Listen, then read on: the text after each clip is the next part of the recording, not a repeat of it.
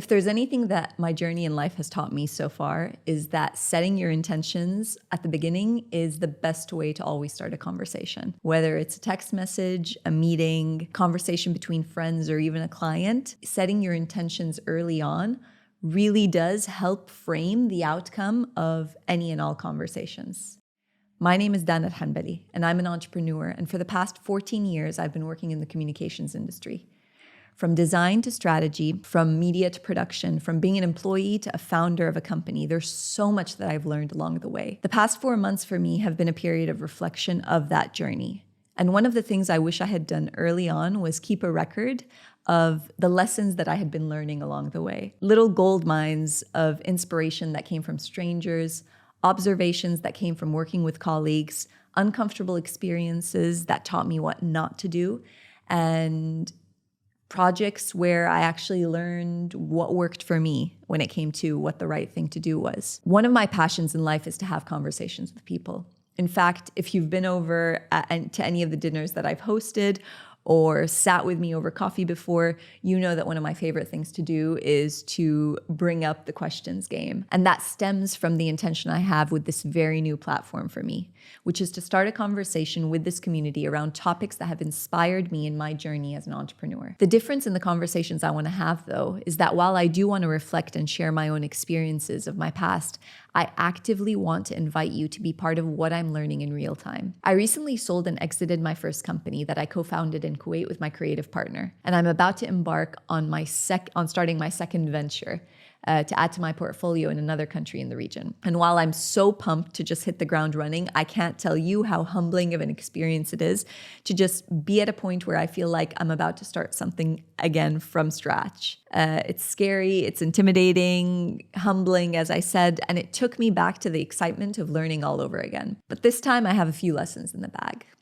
And that's where I want to start. So I want to share a few of the lessons that I've learned on this journey for the past decade that have really set the stage for what I'm about to be doing now. As I said, I don't want to frame this around advice. This is really just learnings that have come from being on the ground, starting a business, dealing with clients in different aspects of the industry, and what I feel like were the major takeaways. The first one is to celebrate your wins. When I think about the amount of time I put into business proposals, working on strategies, setting up meetings, prospecting, farming, working on the actual project after we win it with a client, launching the campaign or the brand, whatever it may be, there's so much time that goes into that and that's invested in that. And if I were to compare that huge chunk of time to really enjoying and sitting with the feeling of completion once something is done, the ratios don't make sense.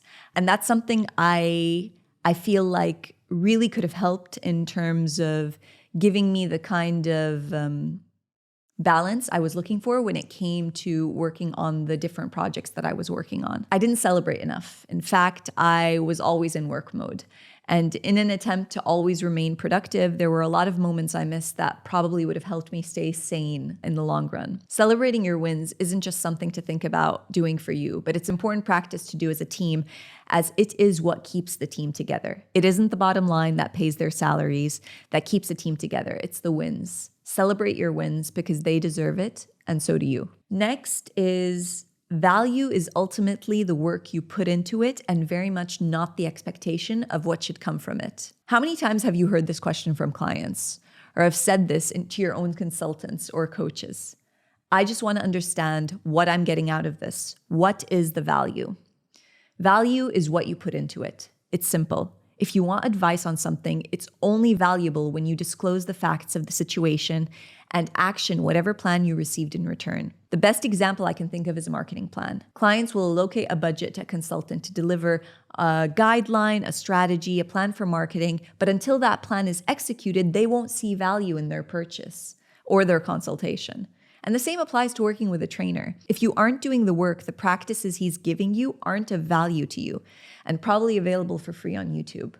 You want to see value, you put in the work. The next one is it takes time to be comfortable being yourself in spaces where you're made to feel like you just don't belong. And this was a tough one for me. I, like many of you who may be listening, was taught to believe that I would be respected based on my merit. What became very evident as I entered the workforce was that whether it was my gender, my age, the way I looked, my nationality, my accent, there would always be a reason to make you feel like you aren't welcome. No matter how much value you think you add or what you bring to the table, life will constantly throw you curveballs that will remind you that acceptance and tolerance are not the same thing, and both are uncomfortable. I wish someone said this to me early on, because it would have benefited me so much more had it not been something that the majority of my surroundings just denied. Belonging is a complete illusion. No one ever really belongs. But it does take time to be comfortable with that, and that's okay. Next is a lesson that I actually learned while I was working in business development. Business is about learning what people want from you before you decide anything of them. This lesson goes back to the point of setting intentions.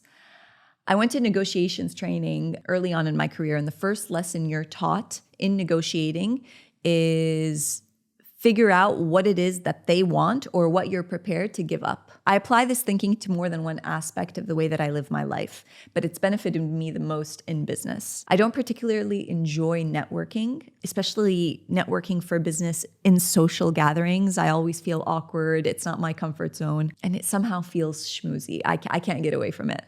However, I knew how to pitch what I could offer in exchange for something that I wanted. I was always really, really good at that. And that really helped me become someone who would always make the first move when it came to a networking setting. Being direct saves you so much more time and is a quicker route to getting the respect you want without any of the bullshit in the middle. The next one is that true passion, or love for most people, is the feeling you have before you discover that someone has an opinion on it. I'm sure you've heard the quote, "You had purpose before anyone had an opinion." And this is kind of a variation on it, because it's about kind of that passion or that thing that you're good at, that you actually do love, that a lot of people aren't always going to understand.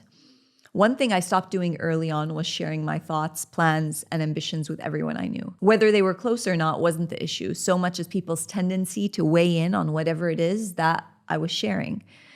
There are times when I want to hear feedback, but especially in matters of the heart, passion points, or creativity, I learned that people's reactions can sometimes have a negative impact. And while it may not influence my decision per se, it did delay me in taking it. So I have a tendency to now share my plans when I'm 95% confident of what my answer is or my point of view on a particular thing before sharing it. Because then I'm at a stage where I do already know what I'm going to do, but I am welcome to hearing the feedback that may or may not sway my decision. Overthinking is the killer of progress, development, success, and sanity. And I'm the queen of it. I don't say it with pride. It's been a huge struggle for me, which I've only recently started to work on, and I hope I will get better at it. I'm a perfectionist, and I tend to get stuck on perfecting a plan and thinking about the various routes and outputs instead of just hitting the ground running. If you want something, you just do it. You want to write? You want to record a podcast? Do it. You want to try out bangs? Go for it. The worst that can happen is that the result doesn't meet your expectations, which is actually a blessing, because you can learn from it or try something else without the impeding thought of what if driving you crazy. Next is listening is doing. One of the most underrated skills, which funny enough is a great one to use in the previous lesson, is the act of listening. Sometimes as a leader, your instinct drives you to always be the problem solver. And what I've learned is that it's actually my ability to listen, to understand, to acknowledge what the person in front of me needs to say, versus always feeling the need to respond or actively try to solve that problem. And I think it's something, had I discovered it earlier, would have benefited me a lot in my relationships with my teams. But it's definitely something I apply now, whether it's work or in my personal relationships. Never stop asking questions. And I think this is another one of those things that people don't realize how valuable it is until they stop doing it. It's very easy to stay in the comfort zone of what you know. And especially when you are the leader, sometimes it feels like You need to know everything. You need to have all the answers. But this idea of always asking questions has benefited me in terms of building bridges between me and whoever it is that I'm trying to have a conversation with, whether that be my clients or my teams, but also enlightening me and giving me insights to things I wouldn't have thought of before. This one is one that I learned very recently when I was kind of having a hard time disconnecting from the decision I had just made. I was going through burnout at the time.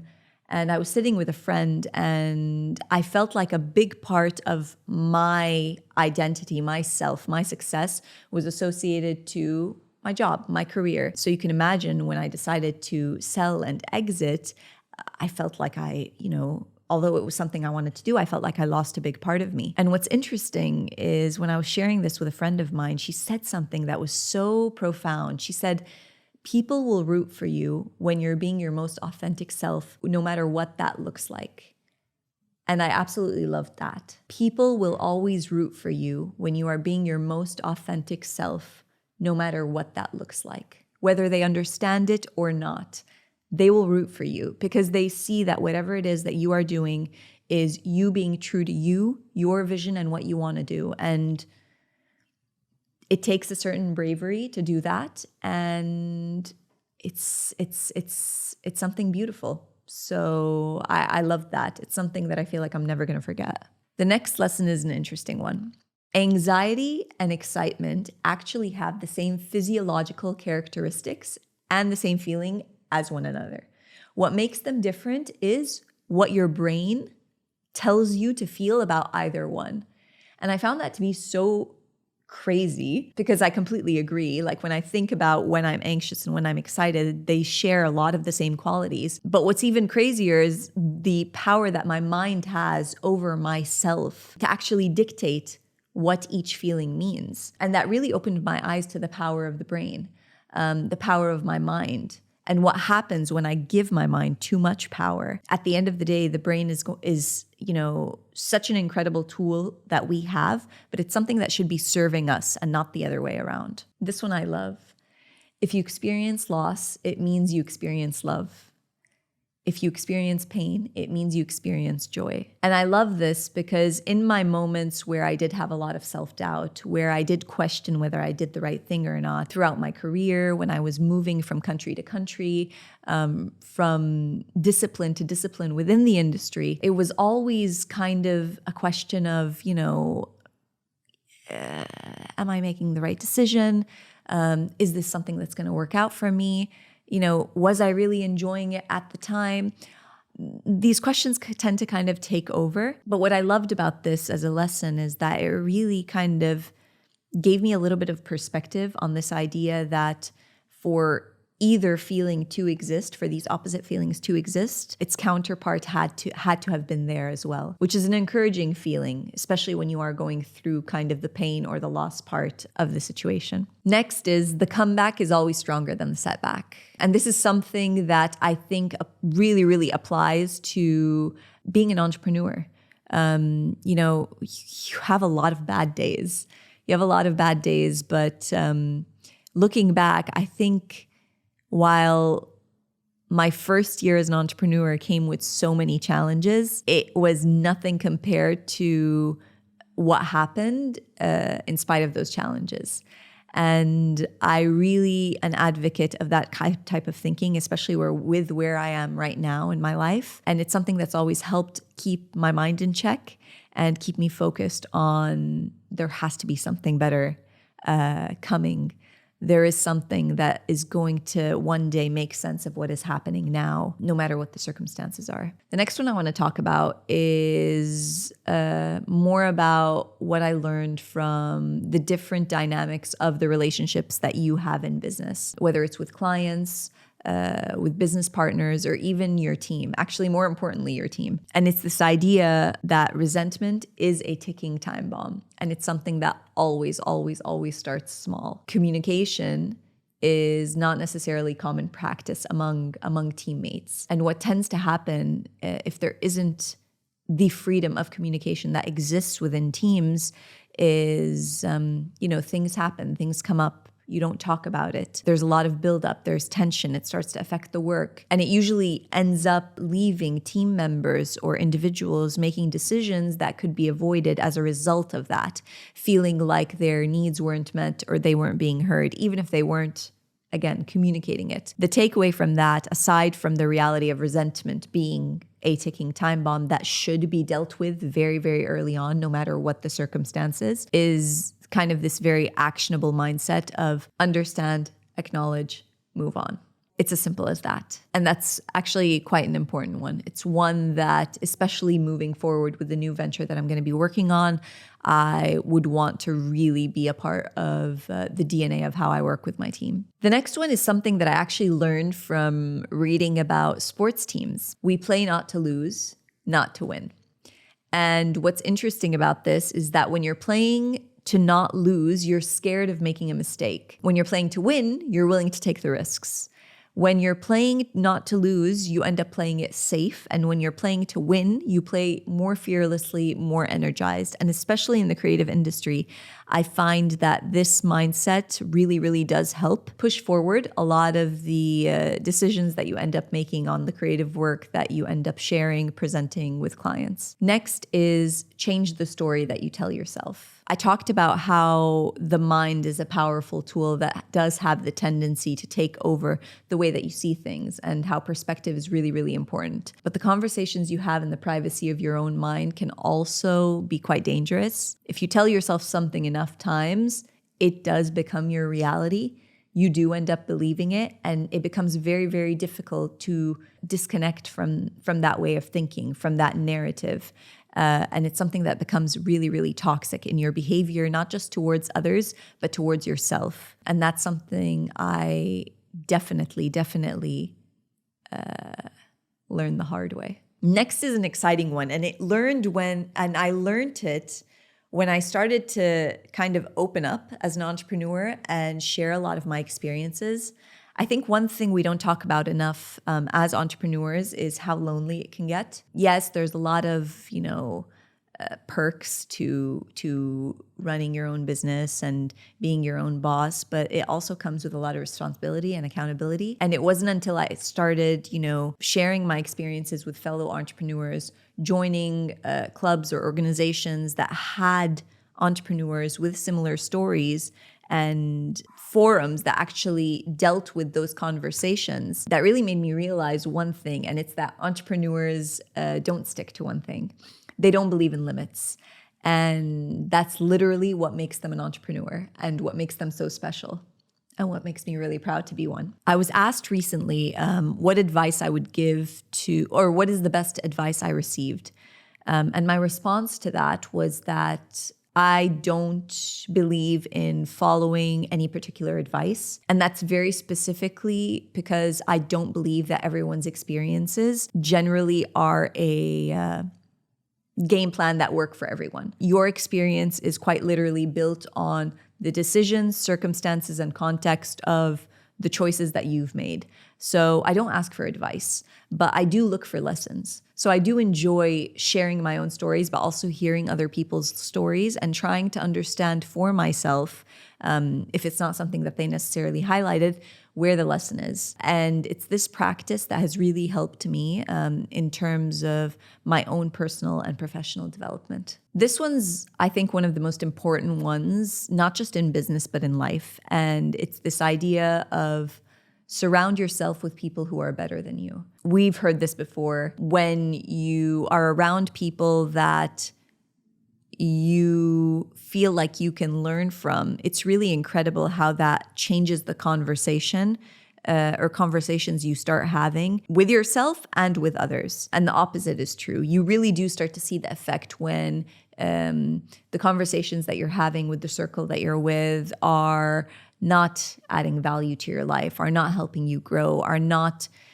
pushing you to move beyond wherever you are, whether it's mentally, emotionally, intellectually. And I think surrounding yourself with people who are better than you really starts to train your mind to think differently, to consider different things. And I am a firm believer that always being open to different considerations is a very important part of personal development. And the older I get, the more I really value these types of conversations and sitting with people that are going to elevate those conversations. Last but not least, the worst prison is the one where you don't see the bars. You know, it's interesting because when you think about success, it's usually the aspiration when you're starting anything, whether it's a project, a new onboarding a new client, a new win, celebrating something. Success is always the aspiration.